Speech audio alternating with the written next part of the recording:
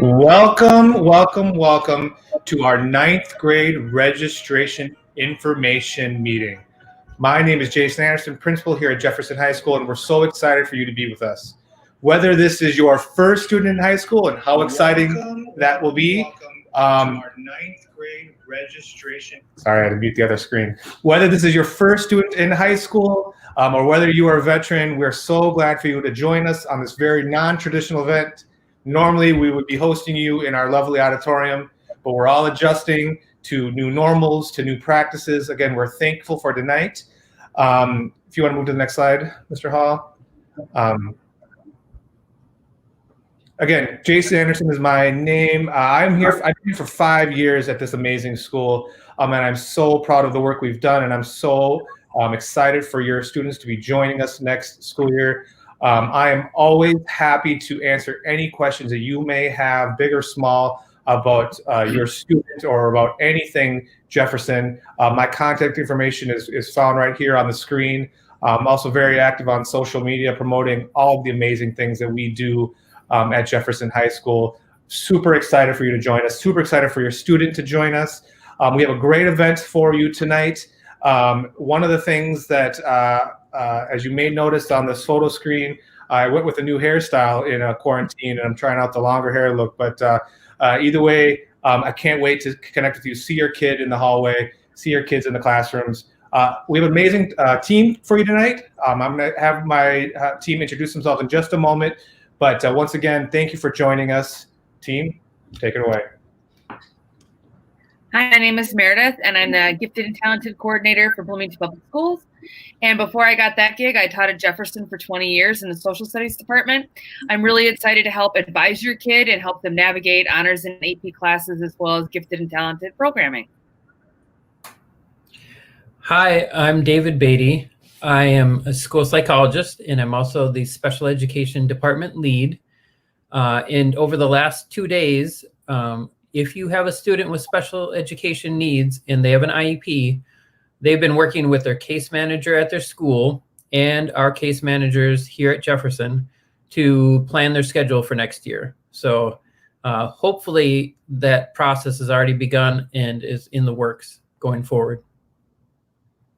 Good evening. My name is Karen Erickson. I am one of 4 counselors at Jefferson High School. Welcome and thank you for joining us tonight. I have students in the alphabet whose last names start G through L. And this is, I think, actually my 25th year at Jefferson. This is the first time I've done something like this in this format. So thank you so much for joining us.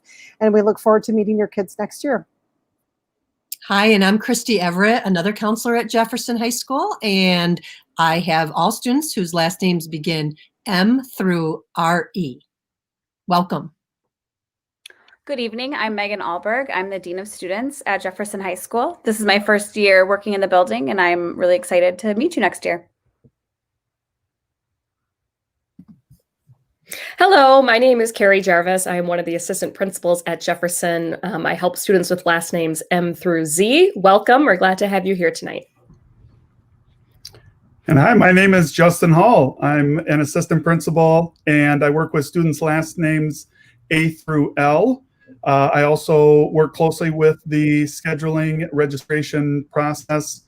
And so definitely excited to meet your child and get to know them, and excited to help in whatever way we can with this registration process. Thank you, everyone. Families, the thing we hope that you will feel after the next 4 years, high school, number one, it goes quick, but number two is that your student has a team of dedicated adults committed to their success, committed to their happiness. We will do everything we can to support you and promote their journey. So again, tonight's portion, or we have 2 sort of portions for tonight's session. One is a review of some information. Some of it you may have seen before, but we wanted to highlight a few key points.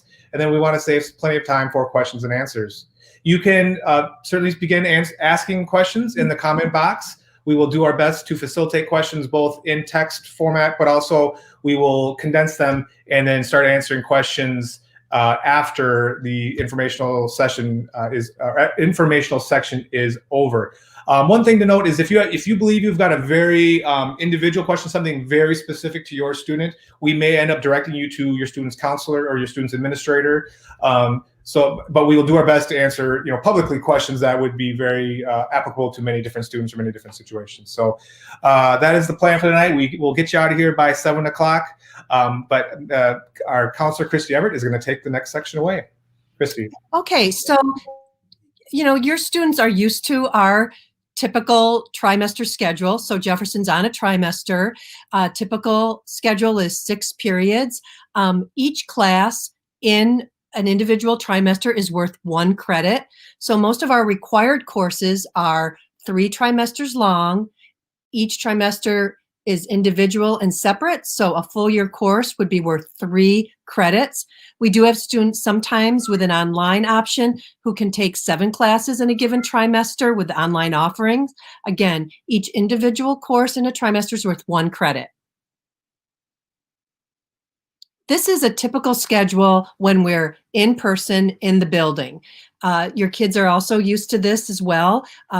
On Monday, Tuesday, Fridays, we have a straight 6-period day schedule that you can see. We start at 7:50 in the morning and end at 2:37. Now on Wednesdays and Thursdays, we have a unique schedule to allow for longer class periods. So for example, you'll see on the right column, Wednesdays, we have periods 1, 3, and 5. And we have time for an advisory. Your kids are used to that, and it's called prime time, but we have it right after period 1 at 9:33.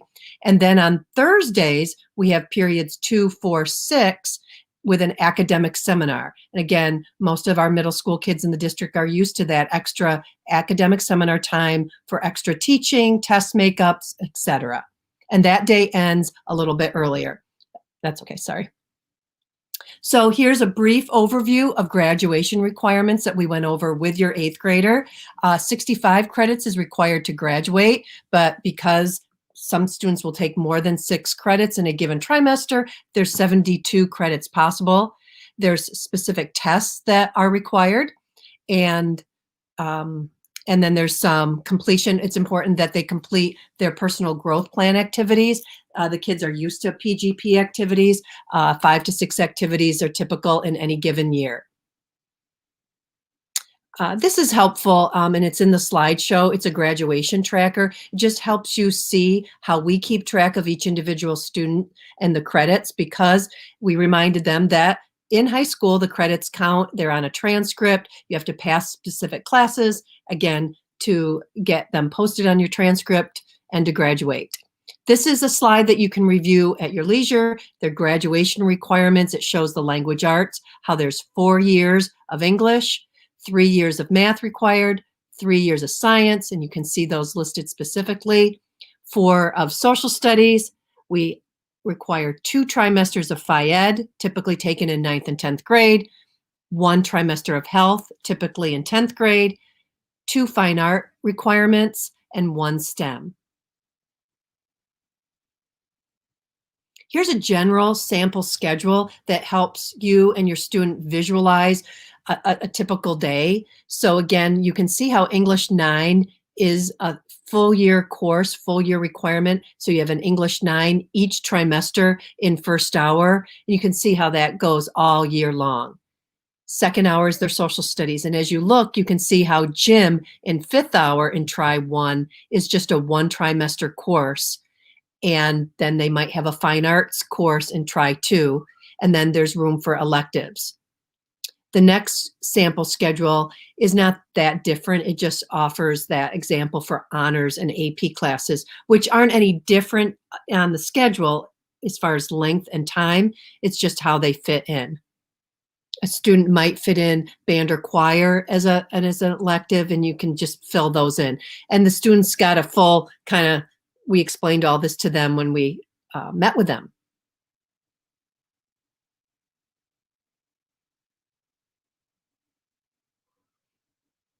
Yeah, thanks for being patient with us. We're not used to doing it this way. So again, there's lots of different choices on the registration slideshow. You'll see there's a sheet that has all the different elective options, all the second language options. Yeah, there we go.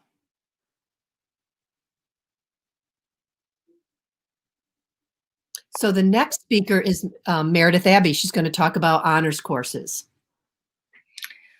Hi, the number one question I get from parents is, one, how is an honors course different from a regular course? And then the second question I get is, how many honors courses should I take? Or should my student take? The goal of honors courses is to prepare students to be successful in AP courses. AP courses, for those of you who are new to high school, means advanced placement. AP classes are actually college level classes that are taught by high school teachers here in the building at Jefferson. Honors courses are taught differently from regular courses in the level of rigor, pace, depth, and complexity. So for example, let's say you're studying Congress. When I used to teach honors civics, we would read 3 chapters to talk about Congress. It was written at the 12th grade reading level, whereas in the regular textbook, it would be 1 chapter on Congress, and it was written at the 9th grade reading level. So the reading level is different. The type of assessments are different. Like in social studies and language arts, there's more writing.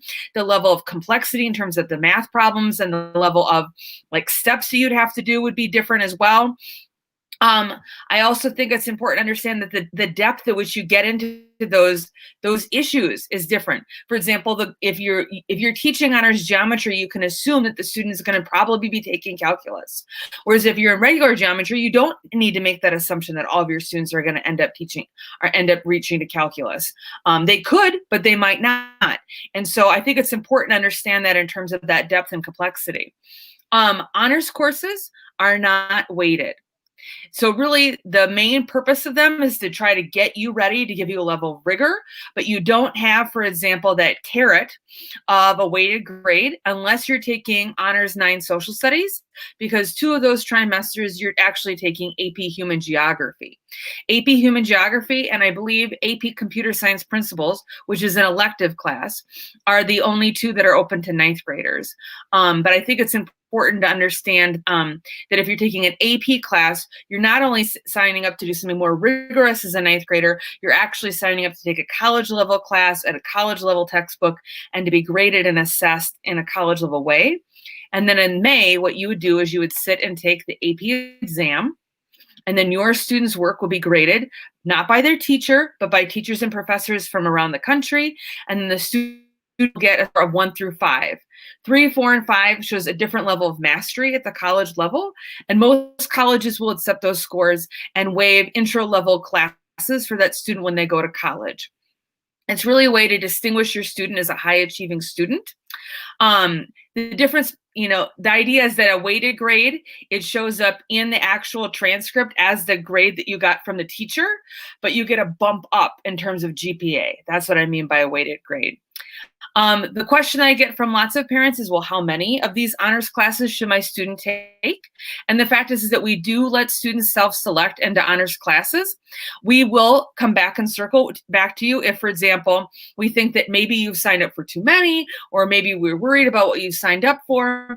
But it's important to understand that you are deciding that you're going to do more homework, you're going to do more reading, and then there's more academic expectations of you, and this is something that you are deciding of your own free will. And I think that's important for you to understand.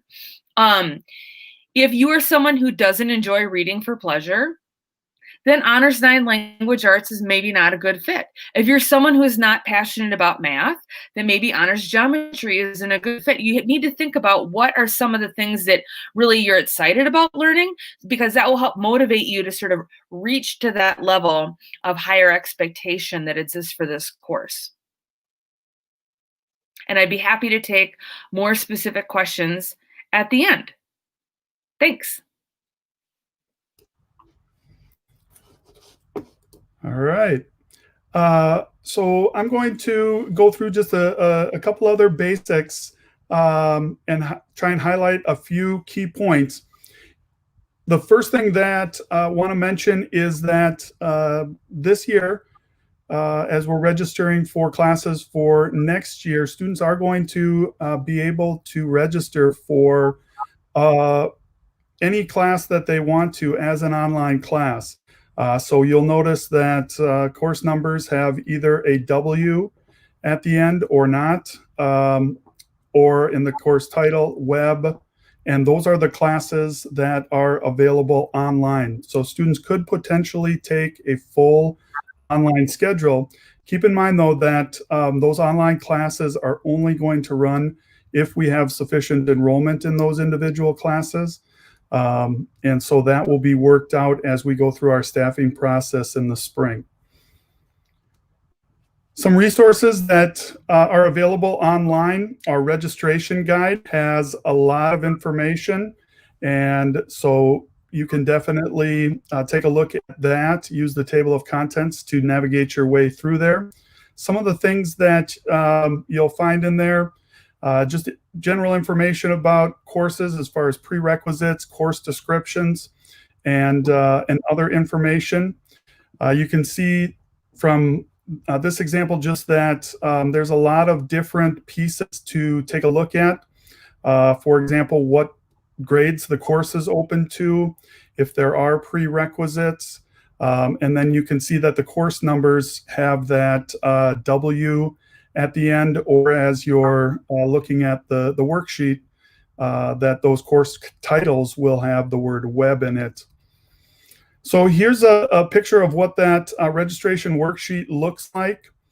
The link to this is something that if you go to the top, you can click on it and create your own Google Doc, or your child can, or if you have your own Google account, you can create a link and be able to fill this in. This is something that our students that are in Bloomington Public Schools can use when they enter their information into Infinite Campus, and that's going to happen next Wednesday during advisory. If you're coming from outside of Bloomington, if you fill out this form either by printing it or creating a Google Doc, you can submit this form, and that will be your registration for those courses. So the top part of this worksheet has the 4 core classes, starting with language arts. And so the options are listed there. So you have to pick one of those. Students will take those courses for the full year. So when they are entering information into Infinite Campus, they'll need to register for A class, B class, and C class for all 3 trimesters that they'll take those courses. Same thing with their math class, registering for one of those options, and you can talk to your current math teacher if you need suggestions about which one of those options. You can see the options there for physical science and social studies, the honors, AP options that are available there. We talked a little bit about the math courses. So the Phi-Ed courses is the next section on that worksheet, and we do offer online classes, and one of those classes is offered in the summer. If you are choosing online classes, and specifically one of these Phi-Ed classes, it does allow for an extra elective in your schedule. So if you're taking a full year class for all 6 of your classes, if you're taking your 4 core and music and world language, this is a way to fit that in. When you get down to the bottom, this is where you're going to enter your elective course selections. And on the back of this worksheet, there's a list of all of the different elective courses that are available to 9th grade students. So here's an example of what that's going to look like as you enter those course numbers and course names in for the electives. And you can see that if you're taking the Phi-Ed Web, the example on the right side there, that it will allow space to be able to fit in your other full year classes. We also ask that students select alternate elective courses so that if there are things that we aren't able to offer, that there are some alternates that students can be placed into. So these are some of the important dates. Like I mentioned, the students are going to be entering their information into Infinite Campus on Wednesday, January 27th during their advisory class. Again, if you're coming from outside the district, if you can, work on getting that registration worksheet completed and sent in as soon as possible, that would be great.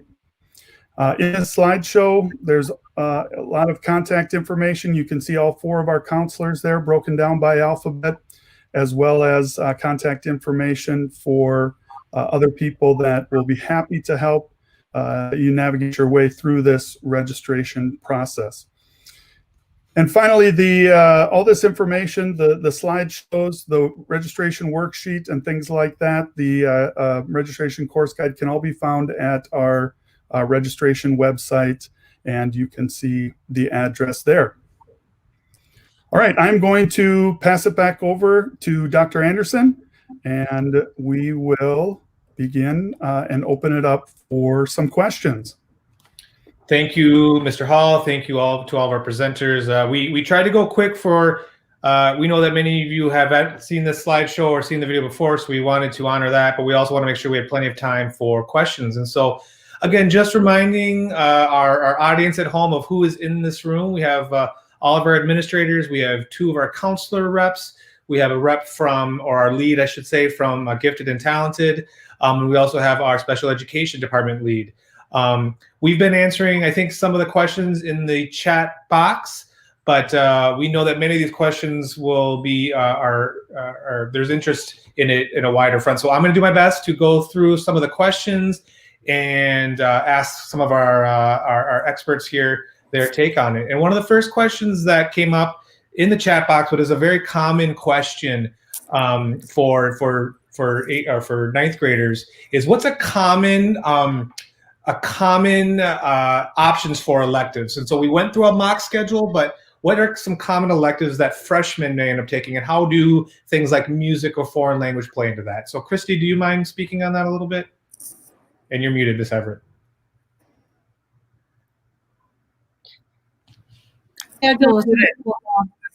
We'll have 4 required courses. And so world language is a typical elective. A second language like Spanish, French, Latin, and Japanese is also offered online as a second language. So that's a common elective. We also have a lot of kids in band and choir. And even though they can meet their fine art requirements through band and choir, many of our kids are in full years of band or choir. Because a student might be in both band or choir and a second language, it's important that we offer the gym online. So sometimes those kids will take their 9th grade gym the summer before 9th grade, or they'll take their Phi Ed online. Driver's Ed is another typical 9th grade elective. We have lots of wood shop and engineering courses. Foods, intro to cooking is a typical elective. Do you mind just elaborate a little bit more on how the flexibility and options around online and or summer PE and health, and what are some students that may benefit from those options? Because a student's schedule is filled with 4 requireds and band and a second language, for example, we offer gym as a summer option. And on the registration form, your student would want to indicate that they want their gym online over the summer. We get lots of questions like, how do you take gym online? So for kids that are particularly active, they might have a summer sport or have basketball, for example, or football in the fall. They can count that sport in their record keeping for their gym. There's a lot of journal keeping. There's videotaping of themselves, a lot of record keeping, and it's a great way to earn their gym credit. Health is another typical one because it's a 1 trimester requirement that is done over the summer or in an online version. Thank you. Meredith, would you mind, a common question comes around honors classes. You did, of course, dive into a little bit. What are some examples of honors 9th grade classes? And can you talk a little bit more in depth on that balance idea? So I think it's important to consider how many extracurriculars your student wants to be in and like what level of participation your student is at. So if your student is expecting to play at the varsity level, then that's a big time commitment that's already spoken for, right? Or if your student has a job, like I think it's important to understand there's only so many hours of the day. And so it's sort of like a math equation. Like you've only got X amount of time to be able to do homework at night. And so you need to sort of consider how many things you want to take a deep dive on. And so when you're taking an honors class, you're really saying, I'm going to take a deep dive on this thing. And so maybe you want to do 2. Maybe you want to do all 4 because otherwise you're going to be bored out of your brains. I mean, it sort of has to do with what type of student you are as an 8th grader and what are your areas of passion, and like whether or not you respond well to being pushed, whether or not being pushed is going to sort of make you really nervous and anxious. You know, some of it has to do with sort of knowing that individual kid. If you are a student who is taking honors classes, or if you're a student who is in DA in middle school, then you are prepared for being able to take multiple honors classes. If you're a student who is not taking honors or DA classes in middle school, then maybe I would take some, but not 4. You know, so I think it's important to think about what level of depth you're stepping up for. Additionally, this is not a one-time decision. Like you get to, you're self-selecting in, and if that level of rigor isn't the right pace for you, guess what? You could go up or you could go down your 10th grade year. We have kids who are stepping in and sort of amping it up as they go on. When I used to teach AP US government at Jefferson, I would say somewhere in the ballpark of a third to a half of my students hadn't taken AP US history the year before. Like, so as students were taking more and more, going at more and more at Jefferson, they were increasing the amount of sort of high, performing, high achieving, high pressure type classes that they were taking to get them ready for college. And so I think it's important to understand that just because you don't do that as a 9th grader does not mean that, oh, now that's off the table and you can't do that. But it is also important to understand that there are some things go hand in glove with each other. Like, for example, if you wanted to take AP Bio, you would be more successful if you had taken honors bio. Like, some things do lead each other, naturally into that, but you don't necessarily, but that wouldn't mean that you couldn't take honors bio. It wouldn't mean that you couldn't take honors AP Bio later, but it might mean that you would want to talk to the teacher beforehand to say, is there something I could read over the summer so that I could be set up to be more successful? Thank you. Question came in. It is a common question around getting credits for outside activities. I want to ask this to Ms. Erickson, if you don't mind addressing the crowd. If a student's in a sport or is in a club sport or competes at a high level athletically or anything like that, can they get a PE credit for that, or how would that work? So PE 9 and 10 is required. It's a state requirement and a district requirement. So kids have to take their PE courses at Jefferson. I think what Christy was alluding to, though, was they could get participation points, activity points through their activities outside of school. So if they're already active, they can use those hours of activity towards their Phi Ed class, but the credit has to come from Jefferson. Karen, would you mind one more time? And I think this was an earlier slide, but the total amount of credits required to graduate, and then how many, if you took a full load all 4 years, can you talk a little bit more some of that flexibility as students go through all 4 years of credit attainment and sort of that cushion wiggle room? So we require 65 credits total to graduate. So between 9th and 12th grade, they need to earn up to 65 credits total to graduate. I believe, and you're putting me on the spot here with math, but they can earn 18 credits per year, potentially more if they take online courses. But what is it, 72 potentially that they could earn? So there is definitely some wiggle room for them to be a student assistant, those kinds of things. There is a little bit of leeway there. Thank you. Next question is for Meredith. Can you talk a little bit about the rigor of honors classes in 9th grade, and if a student's been in honors classes in middle school, or maybe if they haven't, could they expect a comfortable jump, or would you feel like there's a big jump, and maybe depends on the course?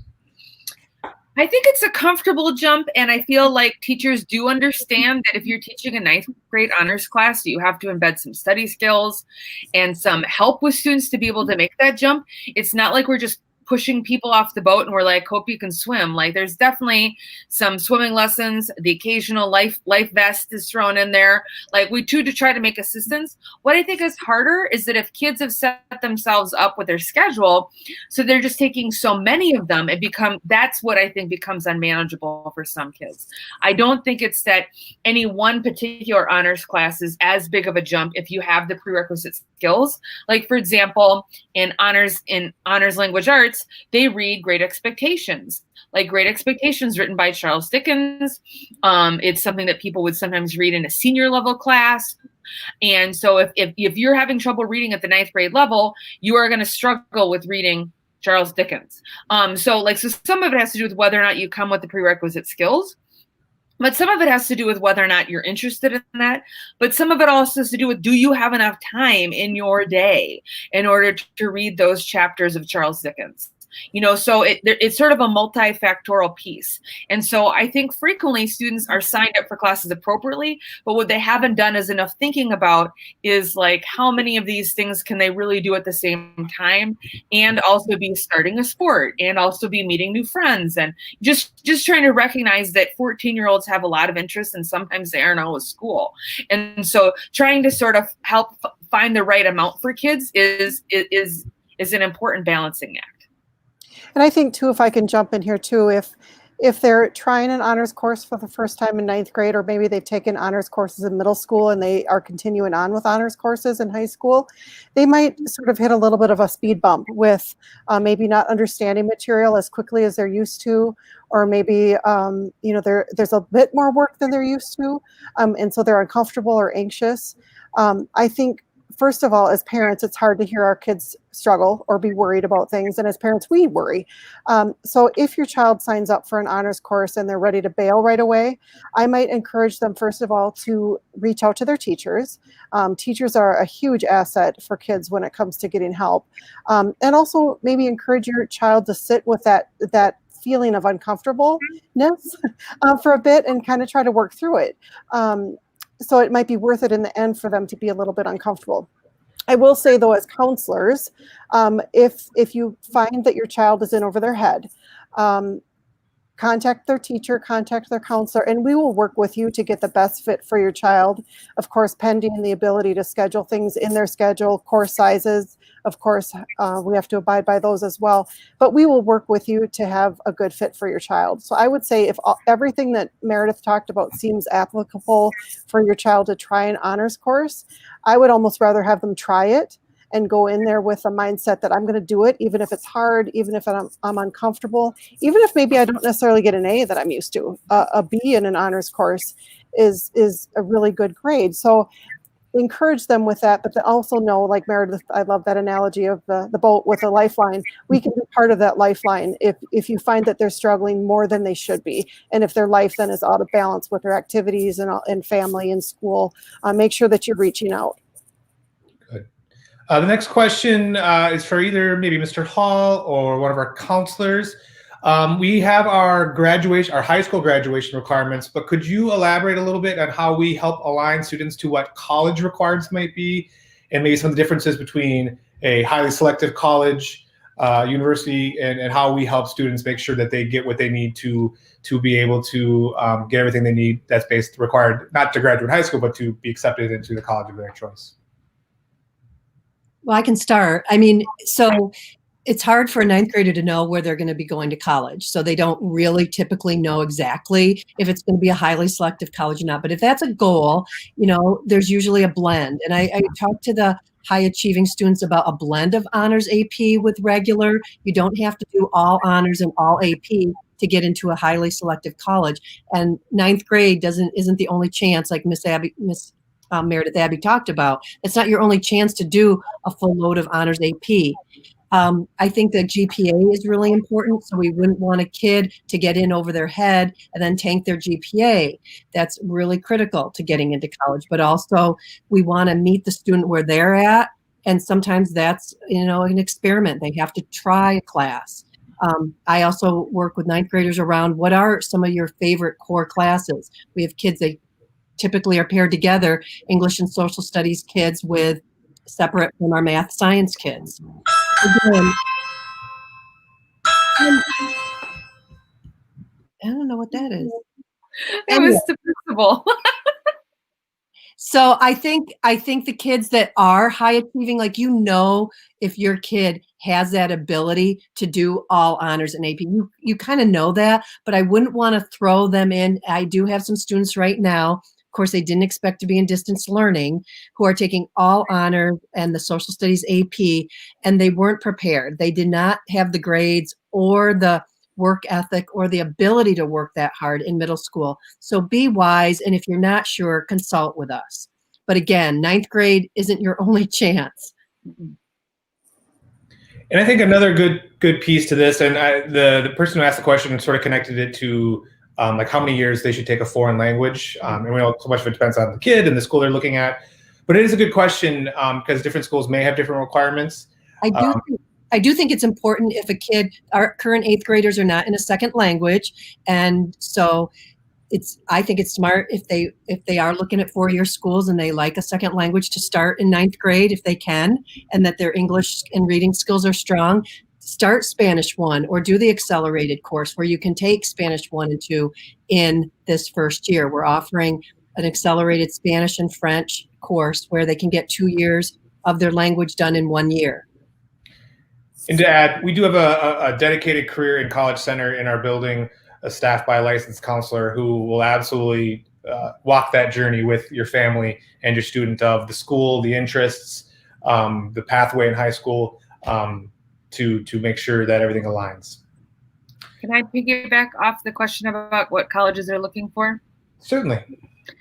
I mean, what I think is good is that what we're asking students to take to graduate does align with what colleges want. But I do think that there are some exceptions. Like, for example, to graduate from high school, like you need through Algebra 2. But if there are certain types of colleges where really you should be getting to pre-calc or AP stats or something like that in order to be able to get in. With the math requirement, that's low for some colleges. But for the most part, what we're asking you to do to graduate really does line up with what you need to get into the University of Minnesota and a lot of different types of schools. And the piece with the foreign languages, and this is an incentive to take it in high school, is that if the college does have a foreign language requirement and you aren't meeting it, then you have to pay a lot of money to take those classes. Whereas here, you're getting to take them for free. And so that's an incentive to also get that level of mastery, because some colleges will also have a placement exam that you have to take in order to be able to be exempt from that requirement. Thank you. The next question, I think, Mr. Hall, you probably are going to be the best one to answer this one. You talked earlier about online courses and having more online options. Can you talk a little bit about how the school day may look with students with online classes in their schedule, whether it's a couple or whether it's the majority of their schedule? Yeah, and that's a great question, because we have in the past offered online classes that were completely separate from the school day schedule. Students may have an open period in their day to work on those classes, but there wasn't a specific time or anything where they would meet synchronously with their teacher. Now this year, because of the distance learning that we are doing and the value that we're finding in having those opportunities to be able to connect with your teacher, even in this type of a format where it's digital, there's a lot of value in that. The work that we've been doing this year with making our courses more accessible through online has really pushed us to want to be able to have those opportunities available for students. Again, like I mentioned, it is going to depend on how much interest there is in having online classes, and even the particular classes that have more enrollment in them as far as what we're actually able to run. But we know that what we've done this year has really helped to be able to progress us in giving great opportunities in an online format. We still aren't certain if exactly how that's going to look, but we know that we do want to, for our online classes in the future, have those opportunities where students can connect directly with their teacher at specific times. And so we'll be continuing to look for ways to offer those opportunities within our school day schedule. Thank you. And I think it gets said when your student does their registration, but please take the alternatives option very serious, because in any registration season, we end up having to make decisions on which classes we can offer at which times, or which classes your students may have access to based on registration numbers. And so having alternatives selected is very valuable for your student and for us. And the parents will know whether their kid is suited for an online class because they've had this distance learning opportunity. And so be very wary. If your kid is struggling with this distance learning, probably starting out in 9th grade isn't the right way to go online. But if your kid is motivated and likes to be able to work ahead at their own pace and is independent learner, then it's fine. You just want to be careful about how you're making those decisions with your child. And I will say, in addition to that, online Phy-Ed has been available for years. And that would be a real viable option for kids who are registering for a full year of world language and a full year of music. As you saw by one of the slides that Mr. Hall showed, if they're taking a full year of music and world language, they can't fit in that one try of Phy-Ed 9. So that would be a good option. You can try to register for summer Phy-Ed 9, and you could go ahead and do that, but just know that seats are pretty limited, and not everybody who registers for summer Phy-Ed is able to get it. If you don't get placed in summer Phy-Ed, then we will place you in online Phy-Ed for 9th grade, and we've found 9th graders are fairly successful with that online class. Thank you. So I'm just reviewing some of the final questions here. Meredith, do you mind talking a little bit of the honors to AP to PSEO, all those options as so students progress? So I guess I should say it better is that do students have to select multiple honors classes in 9th grade to move forward with AP courses later on in their high school career? Okay. I don't know if I'm answering. I don't know if I totally understand the question, but no. So, for example, in social studies and in language arts, the students do not need to have taken the previous year's worth of honors or AP classes. You can opt in at any point along the journey. Okay. In math, you don't have to have taken the honors level or the AP level before, but you have to have taken the sequential type of math before. Does that make sense? So to take honors algebra U2, you don't have to have taken honors geometry, but you have to have taken geometry. For science is the part that is a little bit trickier, because there are content pieces for AP biology and content pieces for AP chemistry that are taught in honors biology. And so that piece is a little bit more tricky in that it would be hard to jump into AP bio or to jump into AP chem if you hadn't taken honors bio. Is it possible? Yes, but you would have to do some level of probably some summer work in order to be able to have those prerequisite scientific concepts, because AP chemistry is like you're starting at college level chemistry. You're not starting at high school level chemistry. So that's the one department that it's a little bit difficult. For PSEO, which you had mentioned, 9th graders and 10th graders can't really take PSEO. And so that's sort of a conversation that's down the road after students have had 2 years of high school to sort of talk about, do they want to stay at Jefferson for 2 years? Do they want to take some classes at the Normandale Community College or at the U? But those types of things are not really your student success in 9th and 10th grade is what sets that up. GPA is one of the main things that colleges are looking at for that PSEO program as well. So to me, that's not a decision you have to make at this time. And there are some questions that people have had about the honors diploma, and yes, my hope is that people will put in the tiny URL that I created that's to the honors diploma information, so that if people wanted to look at what classes have been pre-selected for the honors diploma and about how many credits you need to have. Thank you. Well, we are at 6:45, everyone. We did a lot, 1 full hour. I believe we have covered the majority of the questions that I have seen in the chat box, but if you have any last questions, folks watching at home, now would be the time. Folks in the room, is there anything that you would like to share that you know, people ask in other times that, you know, is often something that people wonder at these sorts of meetings? I just think that there's usually questions around math. So you should know or have your kid find out from their current math teacher, what math are they in now, so they know what math to register for at Jefferson, because everybody's at a different place. Thank you. I was going to say one more thing too about the world language, and I know we touched on this, but just to sort of reiterate that world language is not a graduation requirement. You know, that some of those college application pieces, that is an important part.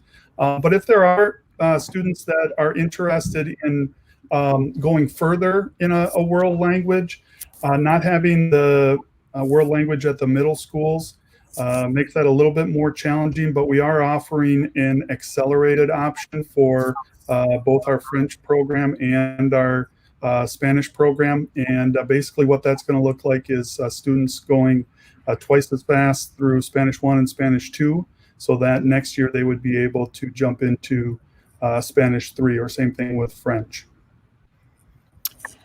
And maybe before we're done here, I just wanted to remind everybody that counselors are meeting again, virtually again, with kids during their advisories. So we will be meeting on Monday, January 25th with Olson Middle School at 8:15 during their advisory. And then we're going to meet with Oak Grove on Tuesday the 29th at 8:15. So that'll be another opportunity for your students or you to join that time and ask questions of their counselor.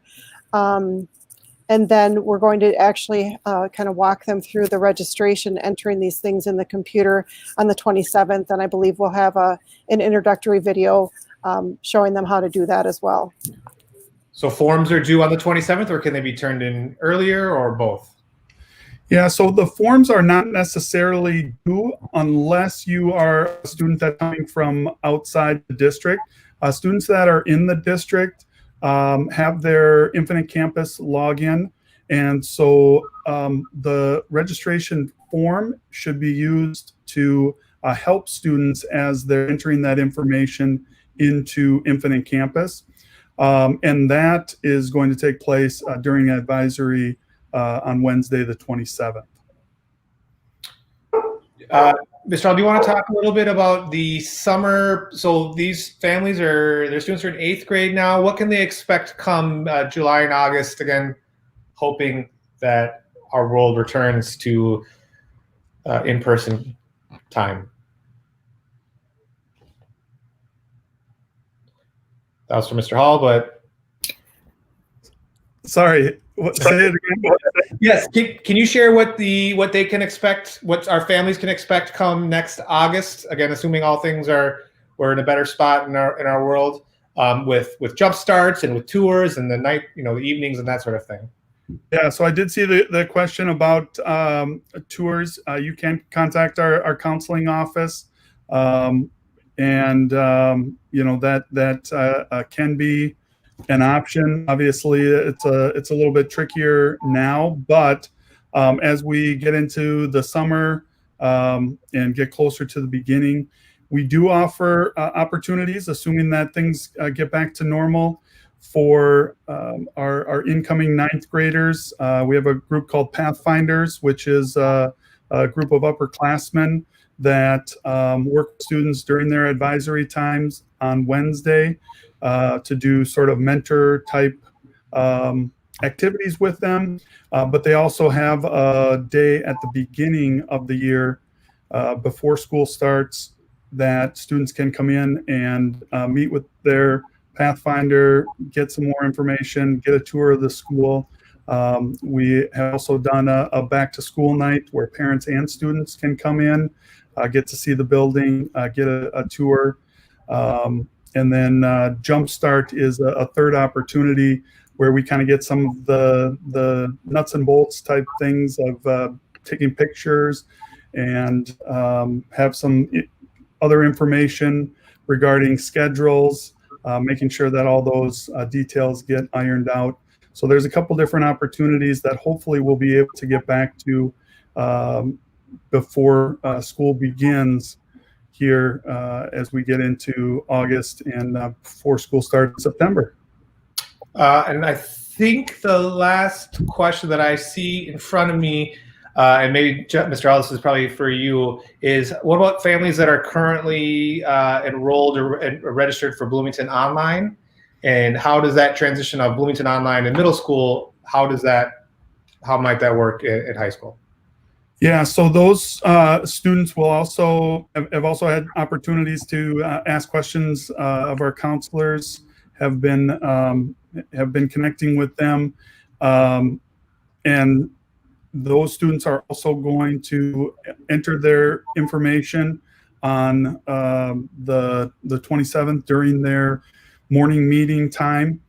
And as far as registering for classes, again, students do have that opportunity to be able to register for a full online schedule. Once we get an idea of what the enrollment looks like for that, we will begin work trying to come up with staffing to be able to support as much as we can. And so it's sort of, once we have a better idea of what that enrollment looks like, we'll be able to identify the courses that we will be offering. Thank you. And overall course offerings, they really expand big from middle school to high school. Middle school, you've got your 4 cores, a couple electives, where at high school we have, literally hundreds and hundreds of courses per grade. And so we do our best to obviously maximize all of our staffing, to maximize to make sure we keep efficient class sizes. And so we do our best to run the courses that are being selected, whether they're in person or online. Every year prior to COVID, we ran 15 or 20 online classes per trimester, and I anticipate we continue that, maybe a slight increase as we move forward. So I think as we wrap up here, and I'm just going to skim the questions one more time to make sure there isn't anything. Jason, yes. Can you address open enrollment or kids transferring from Kennedy? Sure. So if you here's the best way to talk about open enrollment or Kennedy, or you live in Kennedy's side of town and you want to enroll at Jefferson. The best thing I can say is contact Mary Riley in our counseling office if you have not done so already, and she will get you all of the right forms. Ms. Jarvis, can you please put her contact information in the chat box? She will help you with any paperwork that you might need to do. There is a separate process from open enrollment, which means you live outside of Bloomington, than there is if you live inside Bloomington, which is called an intra-district transfer. Those are 2 separate processes, but Mary Riley in our counseling office can help you with either of those if that applies to you. And then really past there, any individual questions on which classes should I take? Is this, I'm kind of interested in this, which pathway should I go down? Really contact your counselor. That's not what they're here for, but that's one of the reasons that they're here, is to help guide you, your student, and your family on choices and selections on what fits your student's pathway and passions and interests. So that there's no question too big, too small that they're not happy to help you with. And I would say the same goes for all of us in this room. You've got representatives from a variety of fields, gifted and talented special education, our counseling staff and our administrative staff. There really is no question too small or too mundane that we won't help you with. And I always say this to families as we close up: if you don't know who to go to, come to me and I'll either answer it or I'll get you to the right person. I'm absolutely happy to do that. I love the conversations. I want to know how we can best serve you. So if you don't know who to go to, come to me and I will get you the right person. Absolutely. So, and can I just remind too, Mr. Anderson, that the registration presentation is on our Jefferson webpage. So if they have questions about a specific slide that they'd like to go back to, it's posted there, as well as the registration guide. In past years, usually we print the registration guide and pass it out in the middle schools. This year, the guide is available online. So that describes all of the classes. It tells you if there's a prerequisite. It tells you how many trimesters it is. So there's a ton of information within that registration guide, and everything's available on our Jefferson website. Well said, and good place to end. Well, without further ado, thank you all so much for joining us tonight. I really, really appreciate it. Again, if this is your first student at Jefferson or your third or fourth, we're so excited to work with you and work with your families. Hopefully we can see all of you soon. Be well, stay well. Have a good evening. Bye.